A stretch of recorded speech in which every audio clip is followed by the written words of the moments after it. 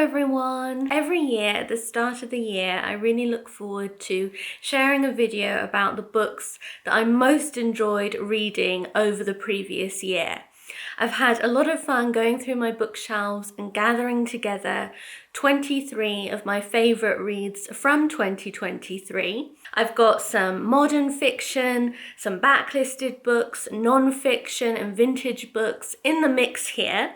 So it definitely is a mixed bag, but I thought these were all fantastic reads. So let me tell you about them.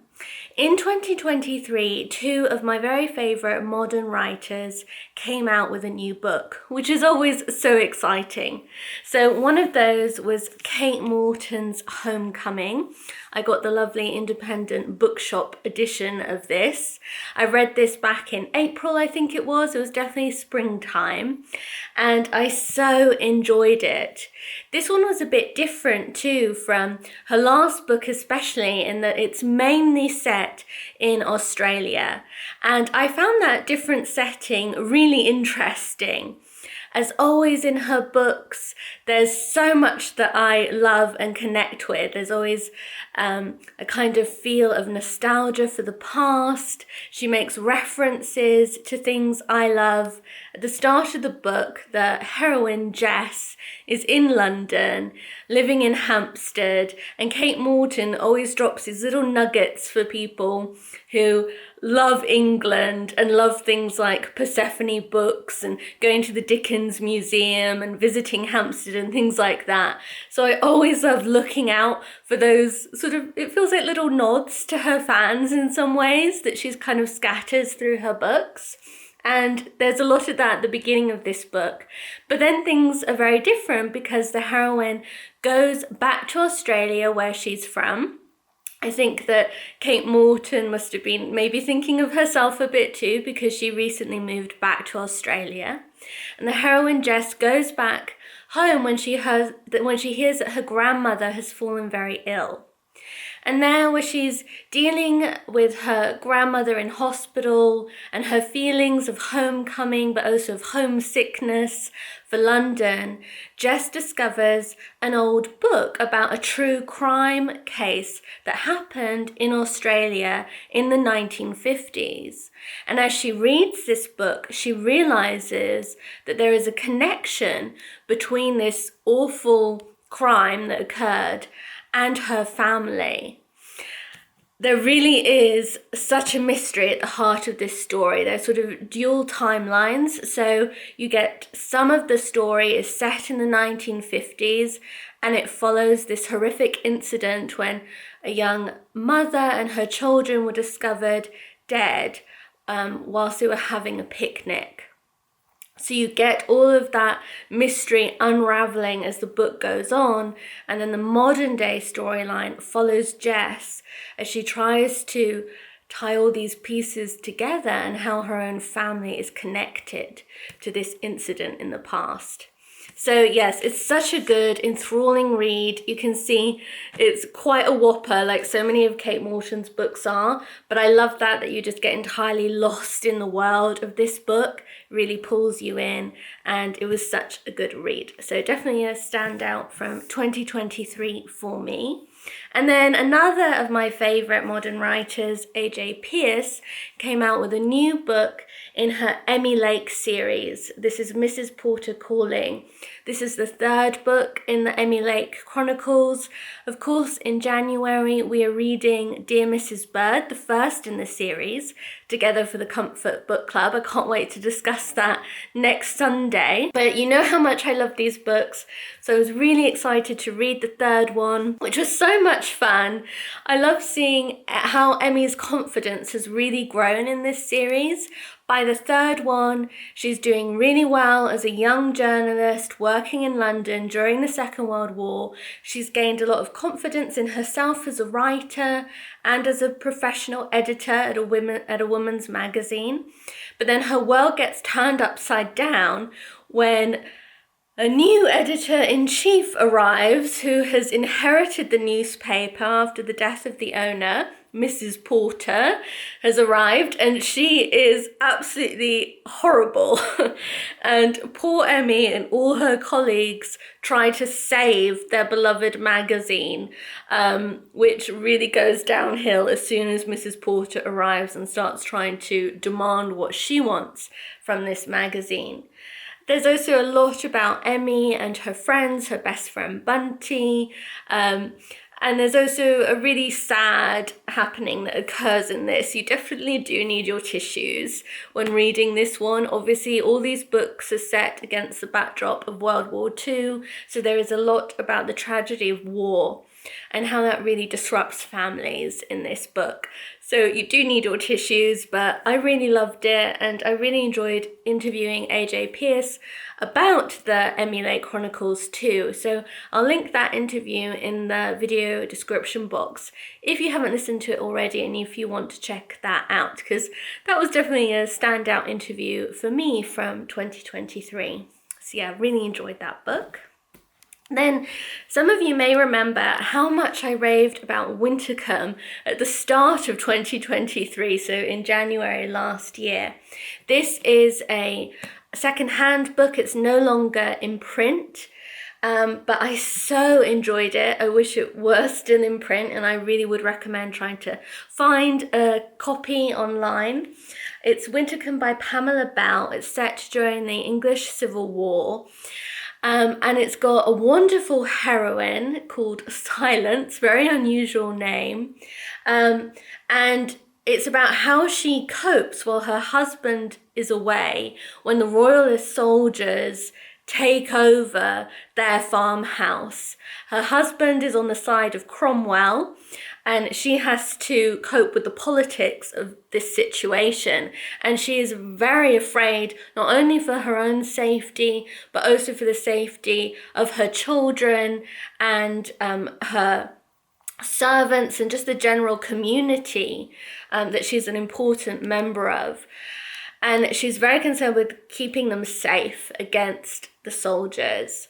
Now, an unlikely love story is very much at the heart of this book too, and that makes this a really memorable novel. It's also the first in a quartet. I think there are 4 in the series, so definitely start with this one. Oh, I really, really enjoyed it. I love the setting as well. The author actually based the beautiful house that's described in the book on a real-life National Trust property that I so want to visit one day. Yes, just such a great book if you love houses, historical fiction, which you know I do. I mean, that was one thing about Kate Morton's book too that I just talked about. There are 2 houses and 2 gardens that are really central to that book. And Wintercome is another story that has a house and a garden very much at the heart of the story. And I just love books like that. I know a lot of you do too. So if you like that kind of thing, then definitely give Wintercome a try if you can get hold of a copy. So just before I talk about the next book, I wanted to say that I have a new Serious Readers offer code to share with you. Serious Readers are very kindly sponsoring today's video. I know I've spoken many times before about how much I love their reading lights. I have that high definition floor light, which you can see here, and I'm using this light every day. I love to read in the evenings, and the evenings are just so long and dark in the winter that having a really good reading light is very important to me. This is my favorite reading light, so I'm so pleased to have a new Serious Readers offer code to share with you, which is SR424. And if you use that offer code, that gets you £100 off any of the high definition lights by Serious Readers, as well as free UK shipping. As you know, I read a lot of secondhand and vintage books like this one, and often the print in these books is quite faded and difficult to read. So that's one of the reasons why having a really good reading light really matters to me, and having my high definition light has made such a wonderful difference to my reading life. I love this light because it feels like I'm reading in a pool of natural light. The high definition lights by serious readers feature special daylight wavelength technology, which replicates the daylight spectrum as closely as technically possible. So it really is a lovely light to read in, and I also like that I can always adjust the width of the beam of the light and also the levels of brightness when I'm reading. And having just the right amount of light like that really helps me to avoid any eye strain. So if you're also keen to get a great reading light, then do take advantage of my new offer code. Again, that is SR424, and that gets you £100 off any of the high definition lights, as well as free UK shipping. I'll put all of the details in the video description box down below, as well as my offer code and the relevant link, so you can check out all of the Serious Readers lights for yourself. But now let's get back to chatting about books. One of the books that was republished in 2023 by Grey Ladies Publishing, which is one of my favourite small independent publishing companies, was A World Within a School by Lucy Kinloch. I can't tell you how much I enjoyed this book. Some of you may know that I'm really interested in the boarding school genre, sort of school stories from the interwar years in particular. I love the Chalet School books, for instance, and the Dimsey books. These are all vintage school stories, and I grew up reading them.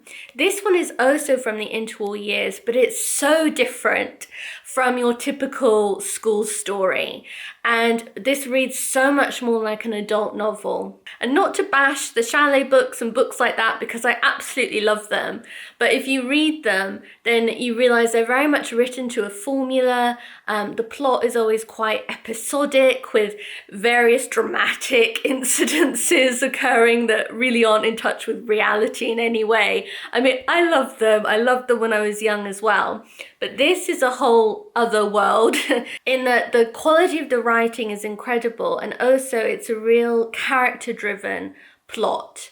So it follows the story of young Nora, who turns up at what's a sort of thinly disguised Harrogate Ladies' College, which is where the author went to school. And this book is told very much in a kind of retrospective way. It's like an older person looking back a bit on their school days. And again, I think that gives this story more of an adult quality to the writing. And the arc of the storyline really follows Nora's progress in terms of her character. At first, she's very shy at school, but then she starts to blossom. She makes a very good and important friend. And the book is really about how the school and supportive teachers and a good headmistress and good friendships help to form her character. And she builds confidence. She also discovers she's actually an incredible singer and is really good at sports, especially lacrosse. But very much at the heart of the story, beyond just Nora's character development, is this idea of the female friendships that are formed in such formative years in young girls' lives, and how those friendships adapt once you've left school. So most of the plot of this book is all set within the world of the school. There's very little about the outside world, and even when there is, like when Nora goes home for the holidays, some of those episodes are told in almost a kind of dreamlike way. And as she gets older, some of the parts of the story that are set outside of the school setting in some ways are quite difficult for Nora. She falls ill at some point when she's away from school, and there's this real feeling of the world of the school is sort of safe and she knows her place within that world. But before she can really blossom outside of the world of the school, she has to grow up and become a woman. And she does do that by the end of the book, but only after learning some hard lessons about friendships and whether the friendships you make in school always last into adulthood. And sometimes the friendships that last would really surprise you. So yeah, this is such a good story. If you love writers like Antonia Forrest, then I would really give this a go. But it's just so well done. One of those books that I've kept thinking about through the year, so really recommend it. Then a favourite from the British Library Crime Classics series that they released in 2023 was The Wheel Spins by Ethel Lena White. You probably remember I really raved about this book at the time. This was the book that Alfred Hitchcock adapted for his film The Lady Vanishes. It's about a young woman travelling home to Britain after holidaying in Europe. Just before getting on the train, she collapses from sunstroke. But she's helped by people at the station. She manages to catch her train, but she's still not feeling very well. And she's helped by another English woman. After a bit though, she falls asleep, and when she wakes up, this other English woman is nowhere to be found, and she soon realizes that this woman has gone completely missing. She seems to have just vanished into thin air, but no one else in the compartment says that there was another English woman who was ever on the train. So for a lot of the book, you're not quite sure what's going on, if it's the effect of sunstroke on the heroine, and she has imagined it all, but you know that there's something really more to the story than that, and it's just so well done. And it got me watching the Hitchcock film after reading this, which I enjoyed, but also there's a more recent BBC dramatization of it that was really well done that I think you can still find, and that follows the book a lot more closely, so I recommend that little TV dramatization that they did. But yes, such a good story. Then of course 2023 marked the year of the coronation of King Charles III, and we were in London for it, which was quite a special moment in history to be in London. And whilst we were there, I picked up this little book, Coronation by Paul Gallico. He's one of my favourite writers, and this is about the previous coronation of King Charles's mother, Queen Elizabeth II. And this is such an adorable story.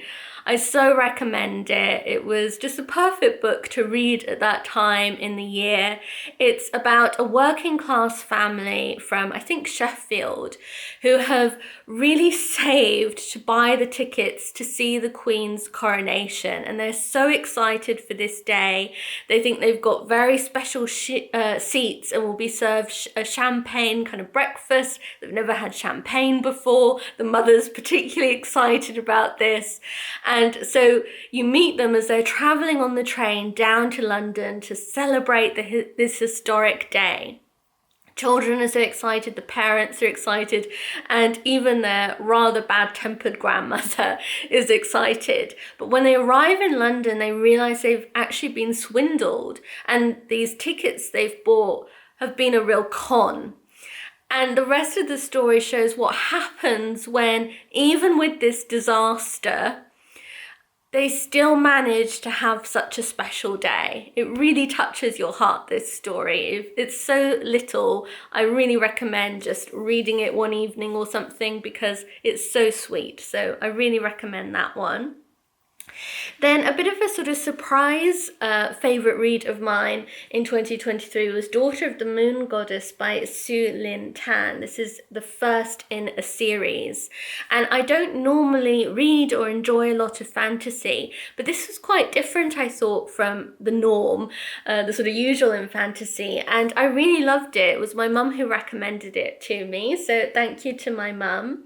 And it's about the daughter, literally, of the moon goddess. There's a lot about Chinese mythology in this book, which is kind of blended with fantasy to make a really compelling story. I love the heroine in this book. She is so strong-willed and determined. She really wants to rescue her mother, who has been kind of exiled to the moon. And It's just such a gripping book. There's a bit of romance in it as well, but what I really loved was the very strong-willed heroine, and it was just such a page-turning read. So definitely recommend this one. And then from the British Library Women Writers, my favourite from 2023 that they put out was Stories for Winter and Nights by the Fire. I thought this was a really good collection of short stories. I so enjoyed reading this before Christmas. I thought it had a really interesting take on the winter season. There's a lot of short stories I enjoyed. For instance, there was a really good ghost story by the granddaughter of Charles Dickens, which I thought was brilliant. And I always think there should be a ghost story in the mix for an anthology of winter reading. But then there was also a short story by Sylvia Townsend Warner all about catching a horrible cold and how this cold completely upends a household. And I thought that was really well done. And it's true that catching colds is such a thing of the season. In fact, I read that short story when I had the most awful flu, which I thought was quite funny. But lots of good stories by really great writers in here, and I really enjoyed this collection. And then going back to a new writer for me of more sort of contemporary authors, I read Sophie Irwin's books, both of them, in 2023. I read her first one first, A Lady's Guide to Fortune Hunting, and then I read A Lady's Guide to Scandal. These aren't a series, and I think, to be honest, the strongest of the two is the second published one. So if you're new to her work, I would probably maybe start with this one. I enjoyed both of them, but I think my favourite was A Lady's Guide to Scandal. And this is about a young widow who's just learnt that she's inherited a large amount of money from her husband. Both her books are set in sort of Regency England, by the way, and they are very much inspired by sort of Georgette Hare meets Bridgerton meets Jane Austen, that kind of vibe. So they're quite light-hearted, but still enjoyable. So like I said, there's a young woman who's inherited a lot of money, but it's on condition that her name is never attached to any scandal. Now, she's always been very sort of meek and mild, so she can't imagine ever having any scandalous happenings in her life. But with her newfound freedom, she decides to move to Bath. And she also encounters a sort of former flame of her youth. And what I like about what Sophie Irwin did with this book is it kind of has this persuasion,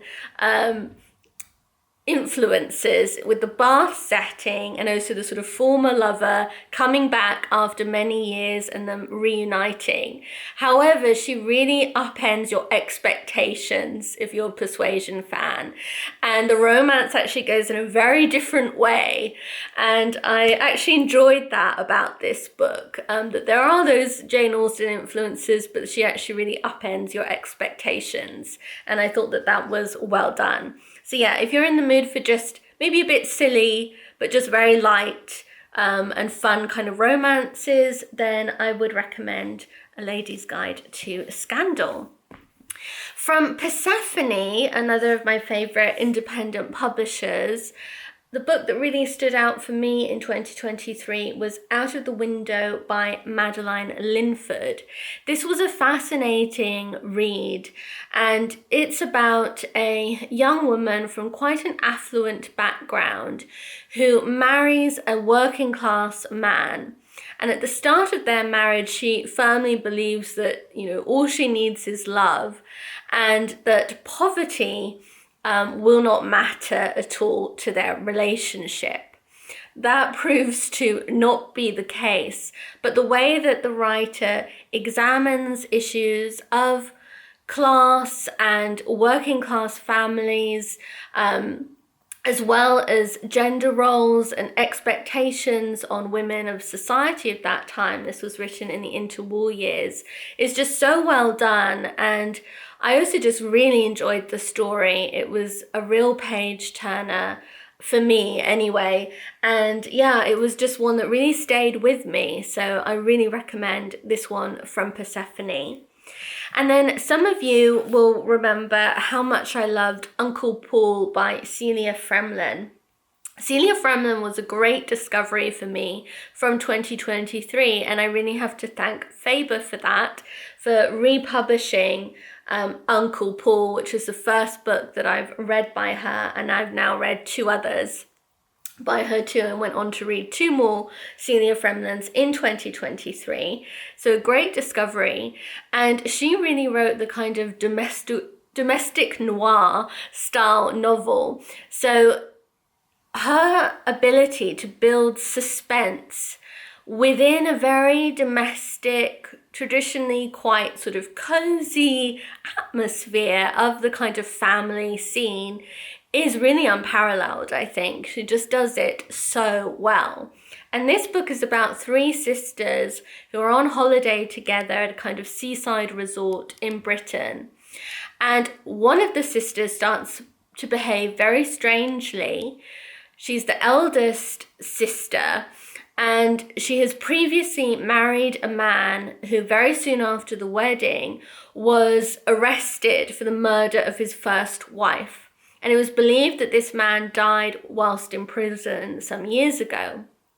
However, his former wife, starts to believe that he is in fact still alive, has been released from prison, and is somewhere in their vicinity. And all of the sisters get sort of affected by this atmosphere of suspense, and they too start to wonder whether this man, who the 2 younger sisters always used to call Uncle Paul, is in fact still alive, is out of prison, and is seeking revenge for being turned in. So, yes, it's very chilling, very good. There's a surprising amount of humor as well in this book, I have to say. It's just so well done, and yeah, great read from 2023. And then another book I really enjoyed in 2023 that I'm kind of still thinking about, and that's often, I think, a mark of a good book, is one that you're still thinking about months later, and that's Yellow Face by Rebecca F. Kuang. I think at the time I said how I thought this was such a brilliant example of an unreliable narrator, this book. It's told from the perspective of a young woman who is frankly a real psychopath, and she's a very ambitious, competitive person who is really driven by her own ambition. She wants to become a best-selling novelist, but the one book that she's had published hasn't done very well. But her friend, who is a young Asian woman, her career, by contrast, is going incredibly well. She's a best-selling author. She has a huge social media following, and June is very, very jealous of this friend. One evening, she's over hearing about this new book that her friend is writing when she suddenly chokes and dies in front of June. June decides to steal the friend's manuscript and pass it off as her own.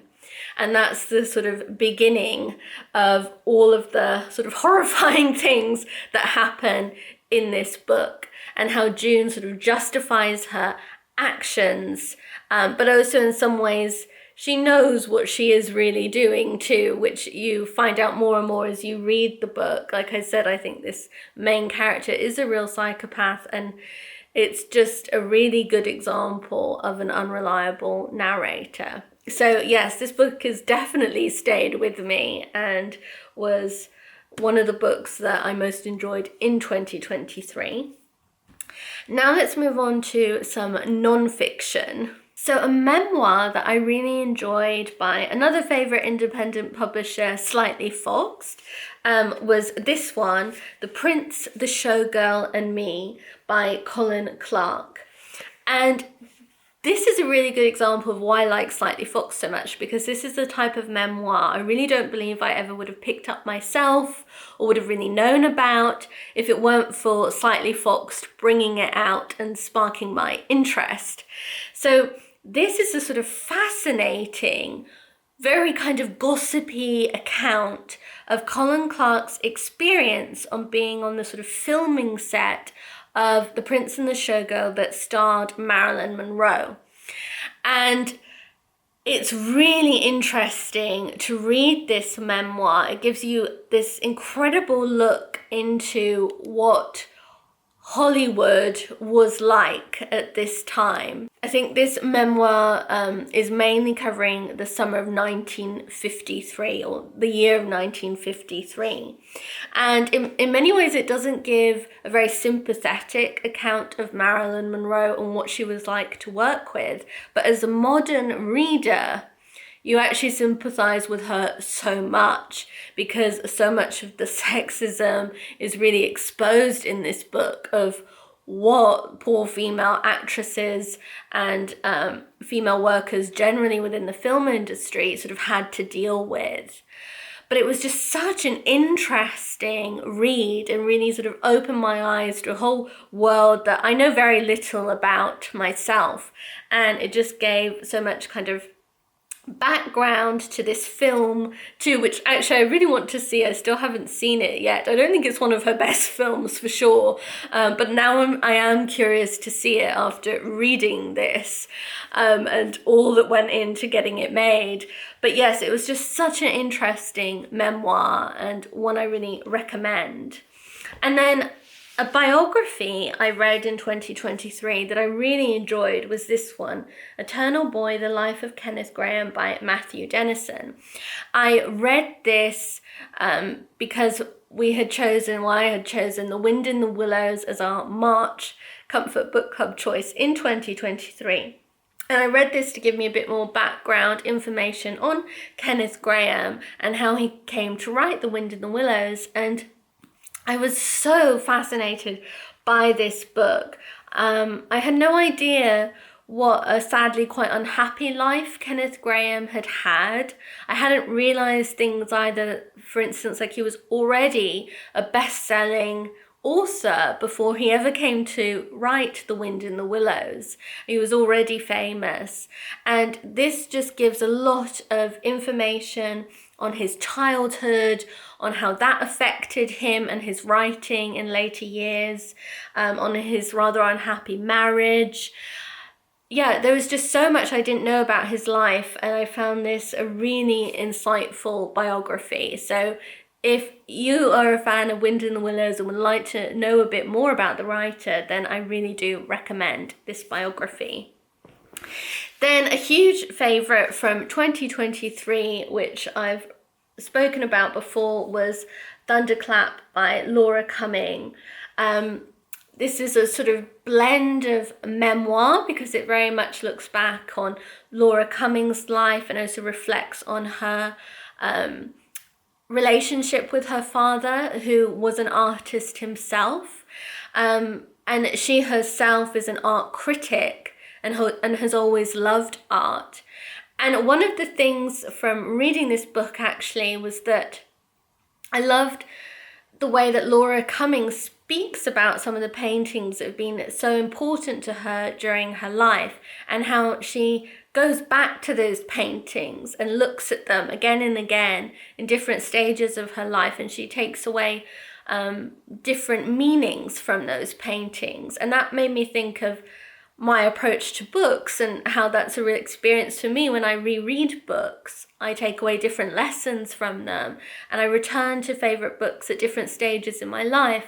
And I thought how wonderful to build up a kind of library of paintings as well as books in your life that mean something to you. And that was some of the inspiration for me with Seasons of Story, why I do quite a lot about art in that, is this idea of building up a bit of a library of paintings. And I think that's a wonderful personal project to do as well. So that was an inspiration that came from reading Thunderclap. But I also love how much there is about Dutch art in this book that's really opened my mind to wanting to know about the sort of golden age of Dutch art, and I wish I could go to Amsterdam again. I went so long ago. I'd love to return. So it's just brilliantly written, beautifully done. There are wonderful colour illustrations, paintings reproduced all through this. In this book, Laura Cummings especially looks at the life of Fabricius, who painted the Goldfinch, that very famous painting, but it also looks at Dutch art more widely as well. And yeah, I just absolutely loved this. It was a real standout for me from 2023. Then another huge standout, which is sadly much harder to find. This is a vintage book, one I read in 2023, and that's Greensleeves by Beryl Netherclift. And you may remember, I think about 3 years ago actually, I shared a children's book by Beryl Netherclift that's called The Snowstorm in the UK. It was published as The Snow Ghosts in America. And I loved that children's book. But this is a kind of blend of memoir with some fiction by her, and it's an adult book. And it's about a year she spent, she moved to the English countryside and rented a room in a farmhouse while she was writing. And this book is very much about the farmhouse, which was called Greensleeves, and the family that lived there. And her memoir is sort of interspersed with some pieces of fiction, some little short stories inspired by the people that she met, or the stories and the people that she heard about at the farmhouse, and also some poems that she wrote. And I just love it. It's an amazing book about a particular place, particular house again, that really appeals to me. The nature writing is exquisite. There's some really beautiful passages in this book. And it's one I know I will absolutely reread, probably very soon actually, because I really adored it. And yeah, I wish it were easier to find, but I so recommend trying to get hold of a copy if you can, because definitely this was one of my very favourite books from the year. And then another favourite non-fiction book that I read last year was The Game of Hearts by Felicity Day.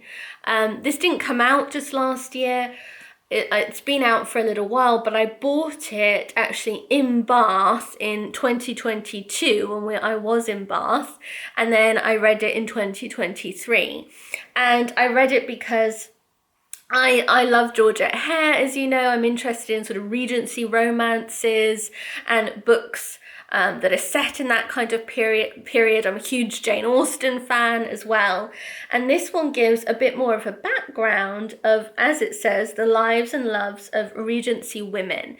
Now, this book particularly looks at the absolute upper echelons of society of Regency days. So it looks at women who had money behind them, also married money, and the expectations that they had to face were in some ways very different, obviously from other women of that society at the time who were much poorer, but also from what you might expect. In some ways they had more freedom than maybe you would expect.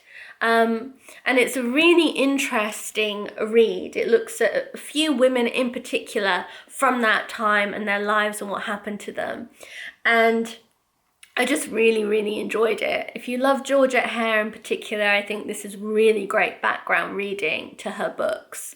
And also shows how well researched Georgette Hare's books were too, because they really reflect a lot of the truth of society at the time. So yeah, I really enjoyed that one. Then a huge highlight for me was this book, Another Year of Wonder by Clemency Burton Hill. Maybe you remember I spoke about this at the start of 2023 and how I wanted to listen to the music each day. I'd loved her first book, A Year of Wonder, and this was the follow-up book. And I have to say, through enjoying this book throughout 2023, I've discovered so many new composers that I like, both modern and really classical composers, and just favourite pieces of music too. And I think that is such a gift. So yes, this book has been a real gift in my life in 2023, and I really can't recommend it highly enough. So interesting. And Clemency not only gives you a piece of music to listen to each day, but she writes such interesting things about the music and about the composers. So yes, I feel I learnt so much from this. And then another real standout book from 2023 was Ways of Life, Jim Eade and the Kettle's Yard Artists by Laura Freeman. This has so made me want to see Kettle's Yard, which is still going in Cambridge. Yes, I really wish I could get there. One day I definitely will, because reading about Jim Eade and his philosophy in collecting art and also making it available for others to appreciate as well, I found really inspiring. And I really recommend you also read the piece that Laura Freeman wrote for Seasons of Story, which I'll link to in the description box, because she wrote a little bit about Jim Eade in that piece, but it's also just a really great piece by her and gives you a taste of what a brilliant writer she is. And this book is so well researched, so well written, and really fascinating. If you like art, then I think that you should definitely give this a read. And then I was really delighted to get this anthology, Claire Layton's Rural Life, which is so well done. I love the books that have been republished by Little Toller. I've spoken about them before. They've republished a few books by Claire Layton, who's a wonderful writer as well as artist herself. And this is a new anthology that's been published by the Bodleian Press, and it's so exquisitely done. I like how big the pages are, so you can really get a feel for a lot of the beautiful engravings that she has done. And some of the text in this is taken from books that I do already have, like The Farmer's Year, for instance, which is one done by Little Toller. But some of it is from books that I don't have, and I just love seeing all of her gorgeous artwork as well. So I've been really enjoying dipping into this anthology. I love her writings about the countryside, both in Britain and also in America, because she spent a lot of time in America, and also her amazing illustrations are just fabulous. So yes, if you're a fan, America and Canada, if you're a fan of her work, then I really do recommend this anthology. And then finally, I just wanted to share 3 children's books that I loved from 2023. So the first one was The Grey Family by Noel Streatfeild. This was one that I never read as a child, and I really wish that I had, because this is such a charming book. I just picked it up sort of offhand and then gave it a read, and it's such a short book. It's for slightly younger readers than a sort of typical age range, I would say. But it still is brilliant, and if you love ballet shoes and like books like that by her, then I think you would really enjoy this one. It's about a really sweet family who don't have very much money, and when they discover that the youngest sister has a real talent for dancing, the whole family comes together and tries to think of ways to earn money so that they can give their sister dancing lessons that she so needs. And like her 2 sort of twin siblings do chores for their old nanny to help her, because she sort of gives them a bit of money for doing sort of household chores and like helping her with the shopping and things like that. And so they give up their Saturday mornings to doing that so they can help to pay for their sister's ballet lessons. And the other siblings as well also come up with what they can do to contribute, and it's just so sweet. It's such a lovely little book. So yeah, that was a real highlight from 2023. Then in 2023, I also found a book that I'd loved as a child, and I'd forgotten what it was called for years and years and years. And my mum bless her, finally remembered what this book was, and she got it for me. It's The Wind Boy by Ethel Eliot. If you like Elizabeth Good, then I think you'd really enjoy this. There's that kind of blend of whimsy and some fantasy, in with a really sweet story about two children who are refugees who have arrived in America. I think this would be set sort of just after World War One, and they're having trouble settling into their local community, and the two young children are made fun of by the other children, and their mother has to go and work in a factory all day just to make ends meet. But then magical things start to happen to these children, and it sort of transforms their lives. And it's just such a really sort of touching story. I so recommend it.